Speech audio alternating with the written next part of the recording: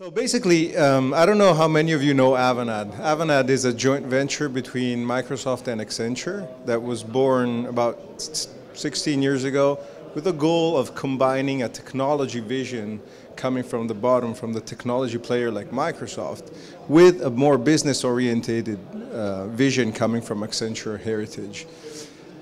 In my role, which is Cloud Sales and Strategy Senior Director, I've had the possibility to travel around Europe in the past couple of years, doing a lot of workshops related to clouds, understanding our customers, our clients' challenges, what they're trying to do, trying to understand what workloads they have and how we can help them accelerate their roadmap to the cloud and leverage all the cloud benefits that they might have.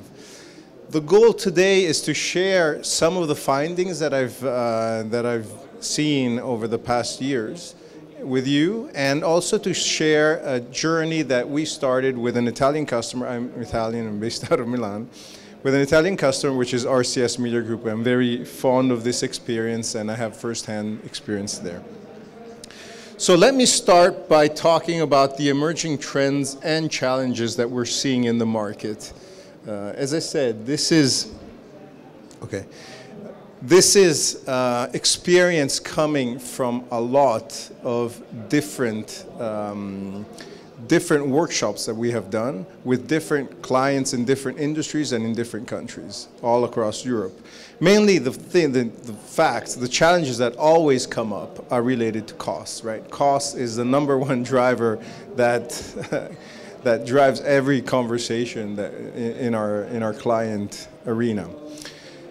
The other topic is related to the fact that our markets are really not growing. They're pretty much shrinking all the time. And this kind of is a problem for our clients that have goals of growth, right? Pretty aggressive growth too. So the fact is that they have to gain market share from their competitors. How do they do this? They are driving a digital transformation. They're driving hard on innovation because this is a key differentiator for them in the marketplace. Another key challenge that our clients have are the rising customer expectations that are contrasting with the loyalty that is reducing all the time.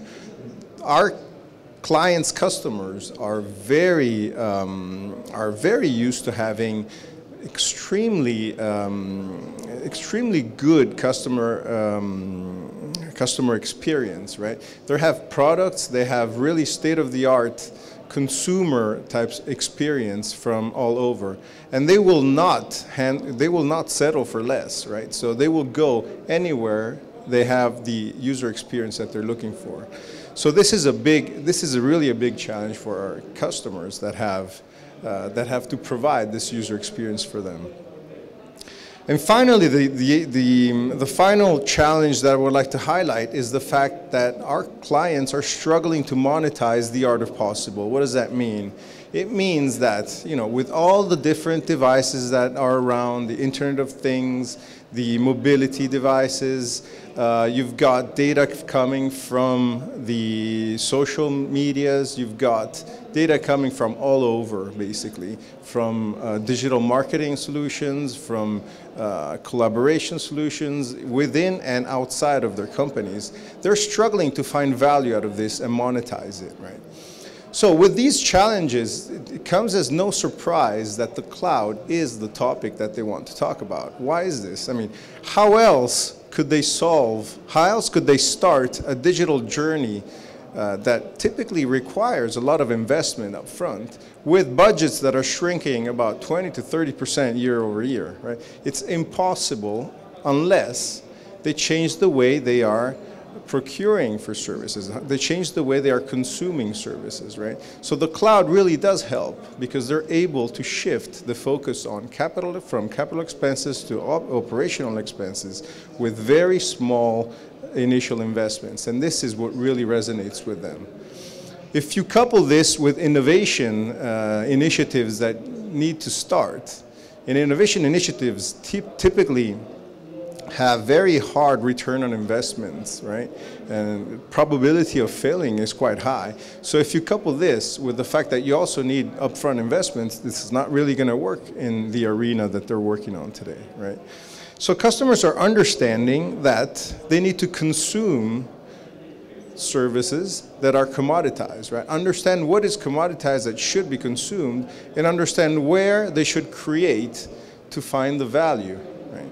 So this is the consume to create trend that we're seeing.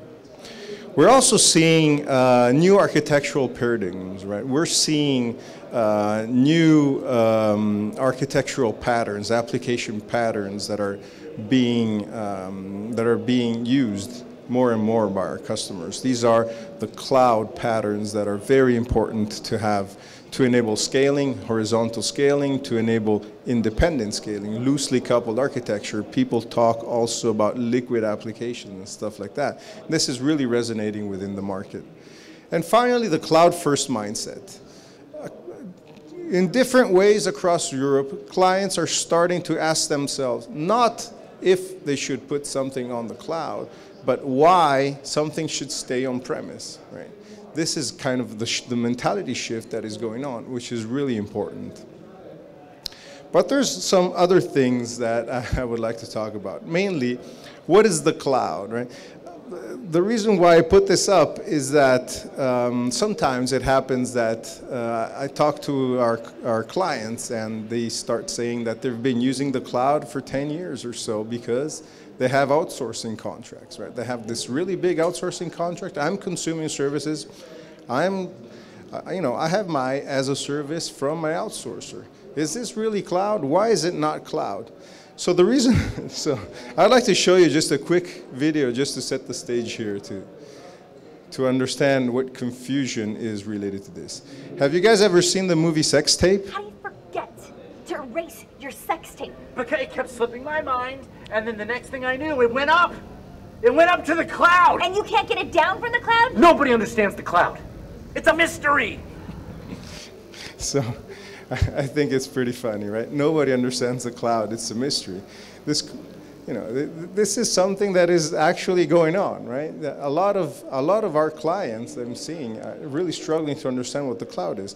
Actually, there's definitions of the cloud, right? This is the one that you see up here is the NIST definition. I don't want to go through it. It's not my goal to do this, but there are some specific characteristics of the clouds. There are different service models, deployment models. You guys know all about this. I don't want to drain this, but it's really important to understand not only what the cloud is, but what the cloud is for you, right? What does it mean to you? If I could advance. It's not going forward. Can you advance one slide, please? There you go. What is the cloud for you? So every time we start a conversation with our clients, we're always talking about the business case, the TCO analysis, what would it mean for them to adopt the cloud? And we go around the wheel that you see up here in the blue, right? With all the different characteristics of the cloud to the increased speed, the lower variable expenses, the fact that you can go global in minutes, replacing CapEx with OpEx, we talked about that, shifting focus to differentiator, no more guessing capacity, which is actually, I have a good story about this when we talk about the RCS, because it's one of the key points that made them shift to the cloud, right? And best-in-class security, so a lot of talk about that, right? Security in the cloud and security of the cloud, right? The investments that the cloud vendors are doing to ensure security of the cloud, right, are huge. Microsoft only in the past fiscal year invested something like $13 billion in research and development, also related to cloud security topics. And I don't think that anybody, any of our clients at least, has this type of spending possibility, right? So there's no reason to spend yourself, but tap on the investments that you're getting from the cloud vendors. And you got all the other facts, right? You've got the reducing time to value, you've got the scaling, you've got the DevOps, the no-ops also in some cases, especially in dev test environments. You've got the application lifecycle management, how to get this done through the cloud, how to automate, and how to get all of these, all of these characteristics of the cloud. But there's actually more than this, right? The cloud does not stop here in terms of benefits. Why is this? If we stop for a minute and think about the elephant in the room, right? The thing that usually does not get handled, right? We need to understand what legacy applications you have and what is wrong with them so that you can work on how to evolve them, which is really the huge key in the journey to the cloud, right? Especially to the hybrid cloud. You need to really understand your applications, how they're done. This is what I've been seeing all over, also analyzing the specifics of the applications and workloads that we handle, right? Applications are too complex. You've just got layers and layers and layers of applications over the year that just keep getting complex, and there's no one that really has all the knowledge of the history of the application, why some architectural choices were done, what was driving those choices, what does this mean for them, right? And nobody really knows exactly what is underneath there. Too slow. There's a lot of different teams that are working on the applications. You've got the UI teams, you've got the middleware teams, you've got the database teams, you've got the network teams, the security teams, the storage teams, the server teams. All of these, every time you need to change something, you have to go around the company to get something done. And that is just too slow. It just doesn't work anymore like that. Too fragile. Applications are not built for resiliency. One single bug can bring down the whole application. Any single change on an application could have major issues all over in places that you couldn't even imagine before, right? You've got parts of applications that have different needs on the infrastructure, and this does not get reflected on the infrastructure that is underneath there, right? You've got parts of the applications that are more CPU intensive, some other that are memory intensive and IO intensive and whatever, right? This does not get reflected on the infrastructural architecture that is underneath, and that is a problem. You also often have an ownership problem because of this. All these different teams managing different things, you never have, everything all covered up. And where there's no ownership, there's neglect, and that is a problem for the companies. And then finally, you've got the testing. Every time you do a change, you need to test automatically as much as possible. This does not get done, right? It's just a huge problem. Using a cloud-first approach, implementing cloud principles and architectural patterns, you do get all of these things handled, and that is a major thing for our clients. And this is much more important than just the TCO reduction that we saw on the previous slide. So what does cloud success mean if we sum it up, right? If we sum it up, the elements of cloud success in your journey are on different drivers. You've got to transform your applications into adaptive services. This is really key. This is what we've been talking about before. You need to decouple as much as possible. You need to guarantee horizontal scaling independently on every layer. You need to not have session states stored with sticky sessions and all those. You have a whole list of cloud patterns that should be there, which is really actually just best practices on how to develop applications. It's just refreshing them is really important. Let your applications drive your infrastructure. This is another key one, right? And this is also coupled with the fact that the infrastructure needs to be able to follow the application, right? So you've got to have all the automation, you've got to have the scaling and all that. You have to plan for operational efficiency. You have to tap into the different layers of the application and of the infrastructure to be able to gather all the information that you need, right? Implement governance, key one, right? Financial topics are really important. Cloud introduces something that is very, very key here, because In the traditional world, when you did, for example, capacity management, you did it on infrastructure, right? You did it on physical resources, basically. Now, you're not going to do it on physical resources anymore. You're going to do it on cost, right? So you're going to have a new project starting, you're going to have a budget defined, and now this is what you're going to control, not how many servers, memory, CPU you have. And this is a key one because it has a lot of implications on how you manage the financials of your projects, on how you manage the procurement. There's a lot of different considerations that need to be done. And these need to be taken care of in your company to be able to have, to introduce the cloud effectively. And finally, security. Security is really a key thing, right? So we said security of the cloud is top-notch. You can't get better than that, right? But what is the new perimeter? Right? The perimeter is the data and your identity today. It's no longer the typical perimeter that you can protect using your normal firewalls. So you have to have different solutions to handle your new perimeter, which is also the case actually in traditional infrastructure or traditional solutions, because your internal IT is no longer a perimeter anymore. You've got data going all over, you've got mobility, you've got people carrying laptops all over. So security has really changed over the past years. So summarizing, this is what the success looks like. These are all topics that need to be handled very carefully to ensure success. But I would like to jump into the case study, which is RCS. RCS Media Group, this is the case study that I wanted to talk about. This is real life experience. This is a company based in Italy. It is a media company. It has newspapers, it has magazines, it used to have books. They just stole it last year. It stole the books last year. It has TVs, radios. It's a media company. It's based in Italy, but it also has business in Spain, Latin America, US, and all over. But as you can see from the pie up on the right, it's mostly Italy and Spain in terms of business. Now, they have a very big digital agenda.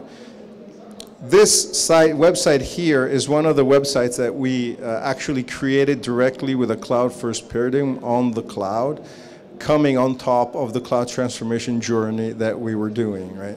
So we're going to talk about the transformation journey. I just put this up just to show you, this is what we're talking about. We're talking about very big traffic. We're talking about a lot of users with users that are just about anywhere, right? This is a new website. It was, as I said, cloud first. It's got tremendous performance and it's working perfectly with the highest SLAs that they could ever have with on-premise deployments. So going back, RCS. So we talked about the challenges. They had all the same challenges that we talked about before, right? The market, the digital, well, even more than that, because newspapers are suffering a decline from print, right? So they're really struggling in the market. So the market trends drove the CEO agenda, the CEO defined the strategic guideline that they needed to push on digital-first content. These guidelines were translated by the CIO to the IT guidelines, which, surprise, surprise, had the cloud as one of the major topics in there because of what we were talking about before, right? It is able to solve a lot of the issues. So what happened? By the way, if someone noticed, you can see that I changed the template because, as you can see on the bottom left, you have Avanade, Accenture, and Microsoft, which we call the Power of Three Alliance, because this was a program that was done jointly by the three companies. Anyway, the client issued an RFP and all those processes and stuff. We won, and we drew up for them a cloud migration program. This is a 3-year program to bring almost everything, almost their entire state to the cloud, right? So it's split between different streams. You've got the web farm stream, you've got the enterprise stream, which includes SAP, it includes huge DBs, and stuff. And you've got the editorial stream, which is basically the Eidos Media Method, which is one of the leading platforms for publishing. This is what is actually driving the print of the newspapers, right? This is a true hybrid story because you've got, you know, the physical parts that need to be handled, the communication between what's physical and what's in the cloud, and you've got the whole stack of services that are going as much as possible on the cloud. Well, we also defined a value realization program, which is basically a program that defines the business case, measures it, and keeps measuring it in different, as time goes by, to really show the value that they're realizing from the cloud. And this is very important. So the journey started in 2015, as I said.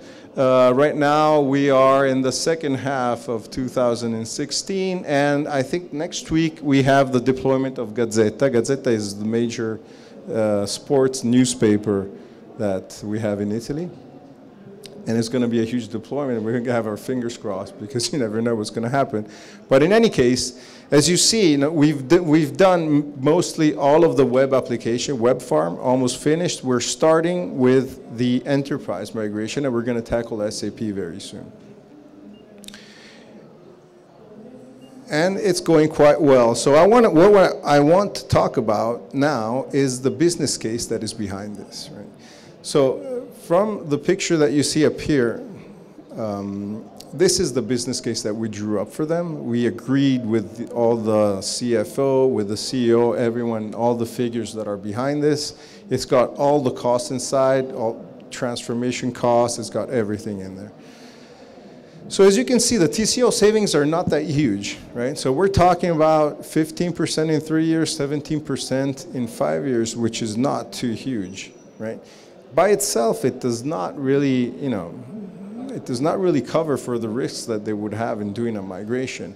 What really does cover that is all the extra value that they're getting from the cloud. The extra value of things that we were talking about before. One of the early evidences is the website that we talked about before, the Gazzanet. Why? Because we went from when the project was thought about, so the project of creating this new website, which is basically it's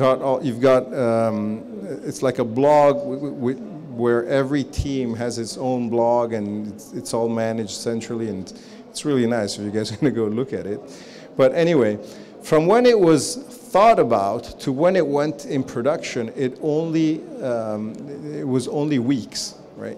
We were able to do that because of thanks to the cloud, because first of all, they didn't have to guess the capacity that they needed. How did they know how many users they were going to have, how much traffic they were going to have? They didn't know that. You would have had to guess that, and you would have had to have an initial investment. They did not have anything like that. They just decided to start, let's see how it goes, and scale automatically on top. We had all the automatic deployment done there. We have you know, all the configuration management with Puppet that just standardizes everything and automates everything. And we just went really fast to production with that. And this is really a huge one for them because it's driving publicity costs, right? You know, traffic, people that are using it, they're getting some revenue out of that, and it's really important. Same thing for Giro d'Italia. Giro d'Italia is the big bicycle race that we have yearly in Italy, and we also did, you know, a temporary website for that, so they didn't have to pre-provision the infrastructure, and they just did it, went live, and then shut it down when it was finished. It worked beautifully. What else did we do? We updated all the application stacks to the latest version inside the program, which was actually, you know, a big value for them because they had really old parts of the application. We standardized everything from that, and we're getting a lot of savings from the application maintenance that was not included in the TCO analysis that was done.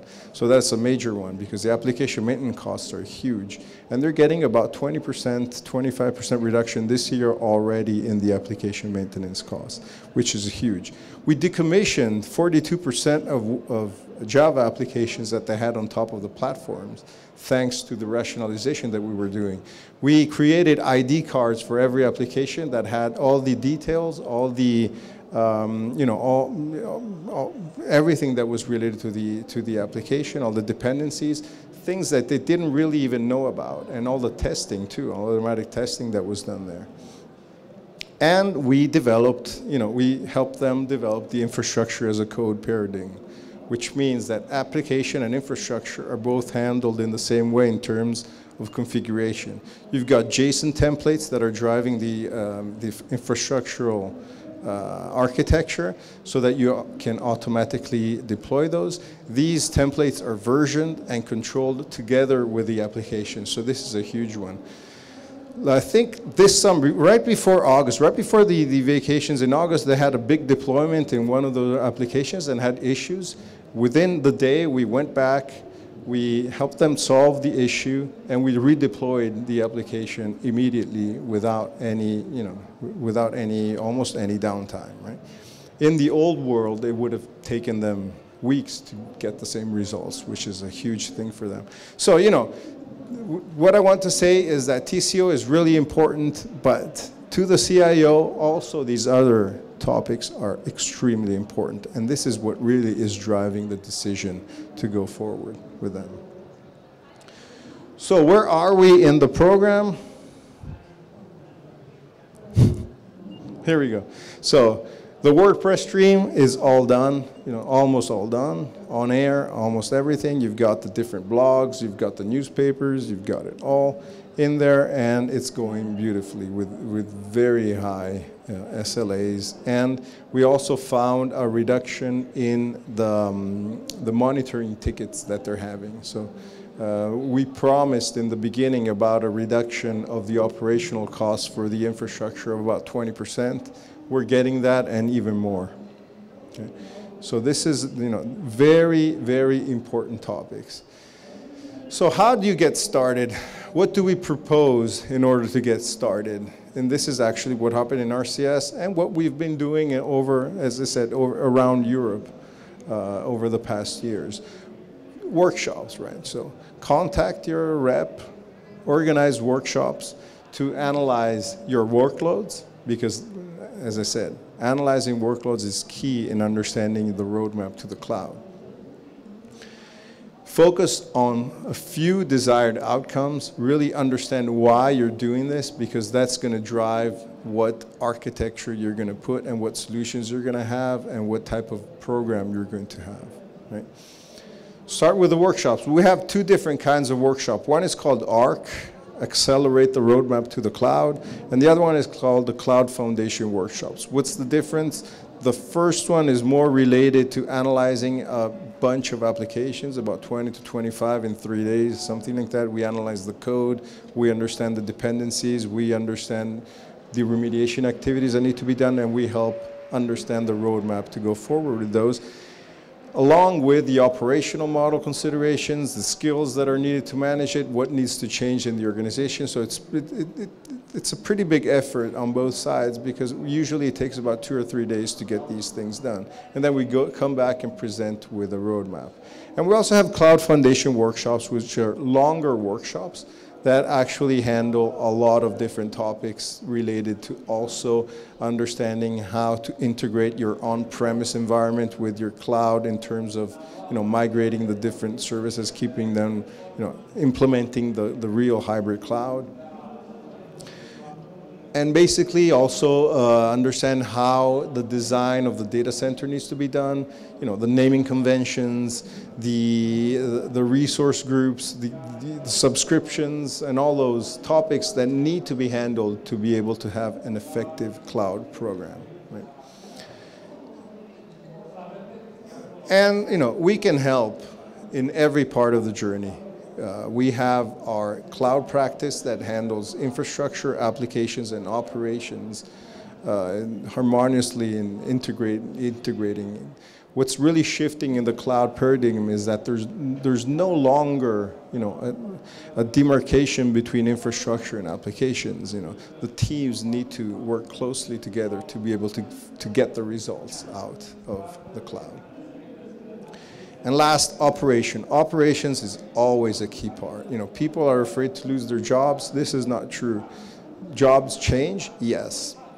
Skills change, yes. You no longer need deep technical skills, understand how to cut a LUN. You know, if you're a storage guy, you don't need that anymore. You're not going to need that in the new world anymore.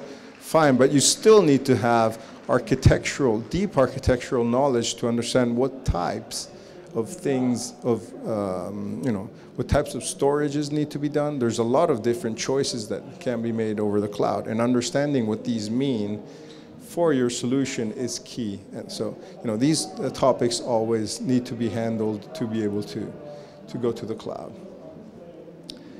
I think time's up. If there's any questions.